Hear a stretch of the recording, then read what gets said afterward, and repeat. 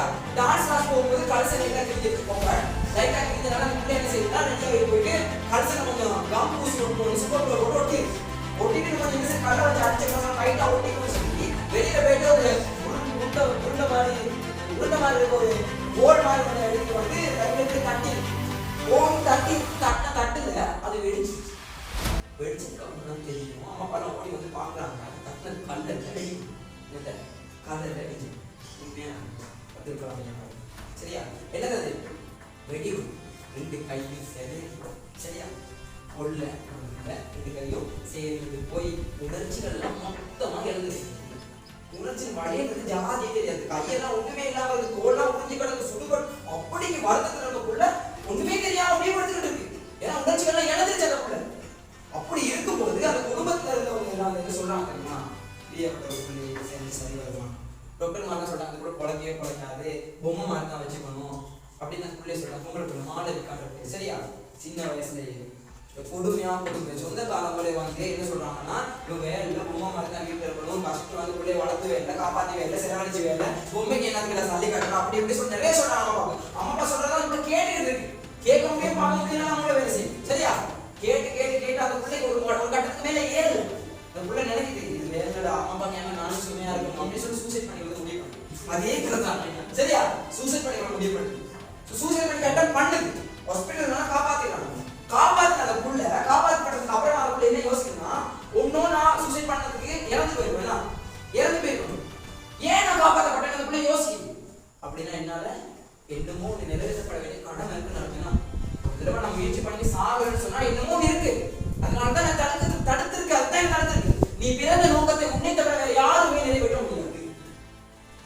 நீ பிறந்த நோக்கத்தை நிறைவேற்ற உன்னை தவிர வேற யாராலையும் முடியாது. அது மாதிரி நம்ம பிறந்த ஒவ்வொருத்தரும் தந்தை நோக்கம் இருக்கு. நான் இதுதான் பிறந்திருக்கேன் அதை கண்டுபிடிக்கத்தான் கஷ்டம். அது போல யோசிச்சு சரியா? என் ஊர் வறுமையான கிராமம், சின்ன கிராமம் சரியா? இதுல இருந்து நான் இப்படி வந்திருக்கேன். அந்த வெடி மருந்து என் வீட்டு வாசல்ல இருந்தனால தான் தெரியாம போய் நான் இடிச்சுக்கிட்டேன். சோ அடிச்சனால தான் எனக்கு இப்படியாப்பட்ட ஒரு நிலைமை. இல்லைன்னா நான் உலகம் போடுறது பெரிய கதை டான்ஸ் வந்திருப்பேனே.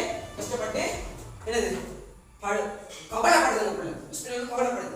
அதுக்கப்புறமா அந்த பிள்ளை என்ன செய்ய சொன்னா எங்க அம்மா அப்பாவை தலையில இருந்து பார்க்கணும். 1 மாசம் காலம் சிகிச்சை போகுது சரியா? மருந்து ஹாஸ்பிட்டல் வச்சு பார்த்துட்டு இருக்காங்க. 1 மாசத்துக்கு அப்புறம் புள்ள கத்துது ஒரே கத்து வலிக்குதே 1 மாசத்துக்கு அப்புறம் 6 மாசமா எதுவுமே இல்லை. அதுக்கப்புறம் வலிக்குதே கத்துது. அதுக்கப்புறமா எப்படியும் அந்த பிள்ளைய காப்பாத்தி எடுக்கிறாங்க. எடுக்கும் போதே அந்த பிள்ளை என்ன சொல்லிச்சு நான் சாதிக்க போறேன் அப்படின்னு கையெல்லாம் சேர்த்து சரியா? இல்லையா?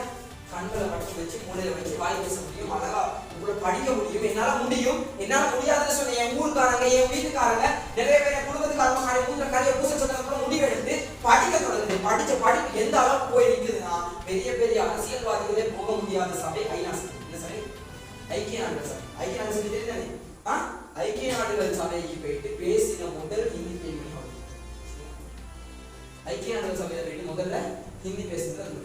ஹிந்தி பேசி வந்து ஒரு பெரிய ஒரு வைரல் ஆகுது. அந்த டைம்ல பெரிய ஃபேமஸ் ஆகிறாங்க போனாங்க சரியா? ஃபேமஸ் ஆனதுக்கு அப்புறமா அந்த உங்களோட பெண் வந்து ஃபேமஸ் ஆனதுக்கு அப்புறமா அப்துல் கலாம் ஐயா நேர்ல வந்து ஹிந்தி பேசுறதுக்கு அவனுக்கு நீ தான் சிறந்தவன்னு சொல்லி என்ன பண்றாரு?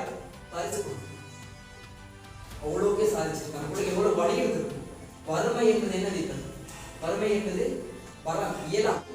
வாய்ப்புன்ற ஒரு கதவை கண்டிங்கன்னா உடைச்சு பிடிச்சு உள்ள போயிருக்கும். ஒரு ஃப்ரீ செமினார் கேள்விப்பட்டீங்கன்னா உடனே போயிருங்க. கேட்டுருங்க எவ்வளவு என்ன காசு ஃப்ரீனா கேட்டுருங்க. அவங்களுக்கு காசு படிக்கிறதுக்கு இல்லை தானே? இல்லை தானே? உண்மையாக இல்லை நம்ம.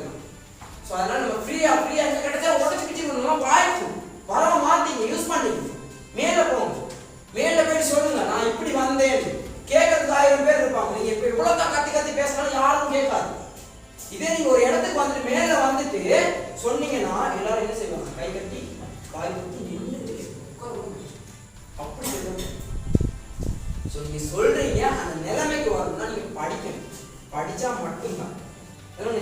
நான் படிக்காம வந்து நீங்க சும்மா மட்டும் பேசுறது கணக்கெடுத்துருப்பீங்களா? என்ன உண்மையா இல்லை தானே? அதான் ரியாலிட்டி. அதான் நியதி, உலக நியதி. அதுதான் ஒருத்தனை மதிப்பெண்ணுன்னா ஒரு பெரிய காசுக்காரனா இருக்கும். நம்மளோட காசு சம்பாதிக்கிறதுக்கு வேற வழி இருக்கா? படிக்கிறது வேற வழி இருக்கா? நல்லா லட்சமா கோடி சம்பாதிக்கிற என்ன வழி? படிக்கிறது மட்டும்தான் வழி. படிக்காத அவ்வளவு பேரும் படிச்சவங்க காசு தான் சரியா? படிச்சவங்க இல்லாட்டி அவர் இல்லை தானே? படிச்சவர் இல்லாட்டி அவர் இல்லை. கஷ்டம். படிக்காம காசு நேரமா போஸ்ட்